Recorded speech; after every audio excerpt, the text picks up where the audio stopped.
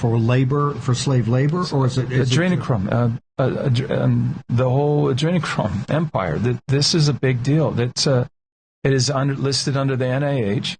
It is a chemical compound. It's a molecular structure. Is C9H9NO3.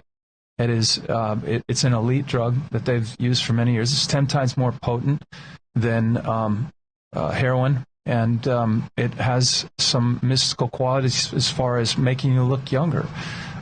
There's that scene in Fear and Loathing in Las Vegas that nobody could figure out. No, I saw that. Why does MS-13 have the most advanced guns? Why do we at Sinaloa gangs have all? How come 110,000 people died or disappeared in Mexico City? Where did they go? And they're starting pulling people out of body bags now.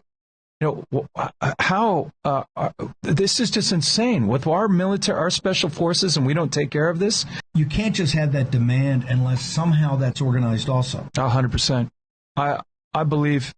Okay, so the agents that I've spoken to. All right, here's it's for a barrel of oil, $77. For a barrel of body parts and what's going to be adrenochrome, all the plumes that are in the woman's mother's wombs, that goes into a plastic barrel. And that's $77,000. Now that gets sent into these biolabs. Barrel oil, $77. $77,000 for Ukrainians have Russian bloodline and everything. And then I started looking up that. And then I started looking up this Azov Battalion stuff, the Nazis. And then we just find out there were financing, but we were told for 2 years that this is not. There's no Nazis there, right. But now there are. Right. Again, this is another conspiracy theory. See, it keeps changing. It either this or that. See, and this is where it's a joke when and Americans are seeing this. We're talking about this all the time, but I was given good data on this, and now I realize, well, wait a minute, maybe Putin was defending himself. Well, who is NATO? Who is the UN?